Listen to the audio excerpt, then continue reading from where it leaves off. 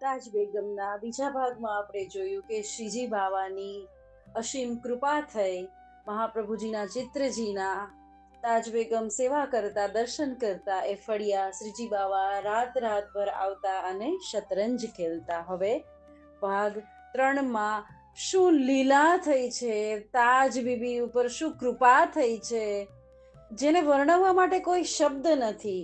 આપણે એના ઉપર રંચક ઝાંખી કરીએ. શ્રી ગોવર્ધન નાથ કી જય. આમ શ્રીનાથજી બાવા રોજ પધારવા લાગ્યા. શ્રીજી બાવા પણ તાજ વગર રહી નહોતા શકતા, તાજ પણ શ્રીજી બાવા વગર રહી નહોતી શકતી. રાત રાતભર શતરંજ જામતી, બંને શતરંજ ખેલતા પણ એ ગોષ્ઠીઓ કરતા.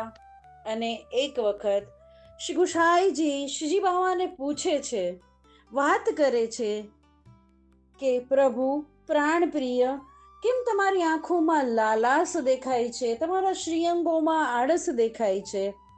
ત્યારે શ્રીજી બાવા કહે છે કે તાજ સાથે ખેલવા પધારીએ છીએ, શતરંજની બાજી જામે છે અને અમને ઉજાગરો થાય છે, એટલે શ્રીઅંગોમાં આળસ અને આંખમાં લોચનમાં લાલાસ છે. ત્યારથી શ્રી ગુસાઈજી શતરંજ ત્યાં જ બિછાવવાનો નિયમ બનાવે છે અને ત્યારથી હજી સુધી રાજભોગ સમયે આપ શ્રી શ્રીજી બાવાને શતરંજ બિછાવાય છે. આવી રીતે દિવસો વીતે છે.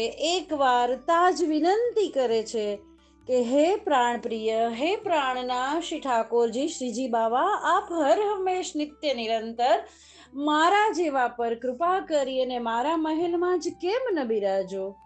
ત્યારે શ્રીનાથજી બાવા આજ્ઞા કરે છે કે આપના મહેલમાં મહાપ્રભુજીના જે ચિત્રજી સ્વરૂપ છે તે સાક્ષાત મારું જ સ્વરૂપ છે. આ શ્રીજી બાવાની શ્રીમુખથી સાક્ષાત થયેલી આજ્ઞા છે. ત્યારથી તાજ વધારે આસક્તિથી શ્રી વલ્લભની અલૌકિક અખૂટ ભાવથી સેવા કરવા લાગે છે મહાપ્રભુજીના ચિત્રજીની. અને આગ્રામાં એક ગોપાલપુરા બનાવે છે જ્યાં વૈષ્ણવો અને ભગવદીઓ સુખેનથી રહી શકે. વૈષ્ણવો માટે, ભગવદીઓ માટે તાજ ગોકુલપુરા બનાવે છે. ઓર થોડો સમય વીતે છે અને ફાગણ આવે છે. સખીજનો, હવે શું લીલા છે, ખાસ ખાસ ખૂબ સાંભળવા જેવી લીલા છે કે ફાગણ આવ્યો અને એક સમય તાજ ઠાકોરજીનો ખૂબ વિરહ કરી રહી છે. એટલો વિરહ થાય છે, તાજને એટલો તાપ થાય છે કે ખાવા પીવાનું ભાન ભૂલી જાય છે, મૂર્છા જેવી થઈ જાય છે. અને એટલા તાપ પ્રભુ સહન નથી કરી શકતા. તાજનો આ તાપ પ્રભુ ઠાકોરજી શ્રીજી બાવા સહન નથી કરી શકતા. એટલે તાજના જ મહેલમાં સંપૂર્ણ લીલા સાથે સંપૂર્ણ હોલી ખેલ ના દર્શન શ્રીજી બાવા તાજને કરાવે છે. સંપૂર્ણ લીલા સાથે સંપૂર્ણ ખેલના દર્શન, હોલીના દર્શન થવાથી તાજ એક સુંદર ધમાર ગાઈ ઉઠે છે, બનાવીને ધમાર ગાય છે. બહુરી ડફ બાજર લાગે, હેલી તુમ સુનિયો સાહેલી. બંને સહેલીઓ સાથે છે.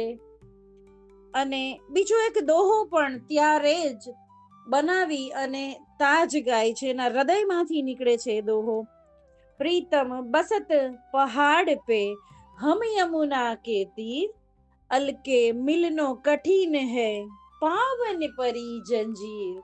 આવી રીતના 4 દોહા તાજ ગાય છે.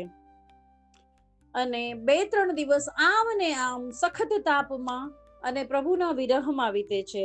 જ્યારે અકબર મહેલમાં પધારે છે કે તાજ કેમ છે ખબર અંતર પૂછવા માટે, ત્યારે આ વિરહ અવસ્થા જોવે છે અને અકબર સમજી જાય છે કે હવે જ્યાં સુધી તાજને શ્રી ઠાકોરજીના દર્શન નહીં કરાવવામાં આવે ત્યાં સુધી તાજની હાલતમાં સુધારો નહીં આવે. આથી તૈયારીઓ થાય છે, પાલખીઓ બંધાય છે અને અકબર તાજને લઈને મથુરા આગમન થાય છે. ત્યાં મથુરા પહોંચીને જ્યારે તાજ અકબરને જણાવે છે કે ગોવર્ધન ધરણ શ્રીજી બાવાના દર્શનનો ખૂબ તાપ છે, ખૂબ વિરહ છે, તો તાજને પધરાવીને તાજને લઈ જઈ અને અકબર જતીપુરા પહોંચે છે. ભોગ સમયે જ્યારે તાજ શ્રીનાથજીના મંદિરમાં જાય છે અને દર્શન કરે છે તો તાજને એવા દર્શન થાય છે કે શ્રી અંગ પર મુકુટ કાચની ના આપ શ્રીએ શ્રીજી બાવાએ સુંદર શિંગાર કરેલા છે અને સખીજનો સાથે હોળી ખેલના દર્શન તાજને થાય છે. અને સખીજનો અષ્ટ સખાઓ ત્યાં જે ધમાર તાજે બનાવી અને ગાય હતી એ જ ધમાર ગાઈ રહ્યા છે એવા તાજને દર્શન થાય છે અને એ જ ધમાર ગવાઈ રહી છે.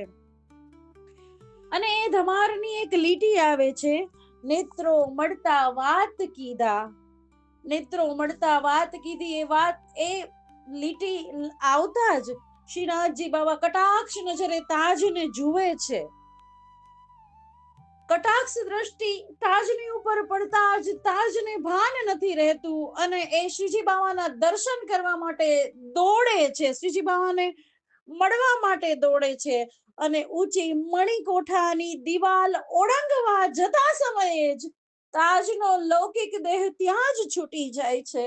તાજનો લૌકિક દેહ છૂટી જાય છે અને તાજનો અલૌકિક દેહ શ્રી ઠાકોરજીની નિત્ય લીલામાં નિજ લીલામાં તાજ પહોંચી જાય છે.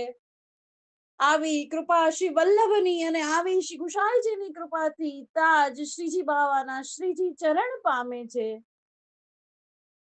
એવો આ ત્રીજો ભાગ જ્યાં તાજનો લૌકિક દેહ છૂટે છે અને અલૌકિક પ્રાપ્તિ થાય છે.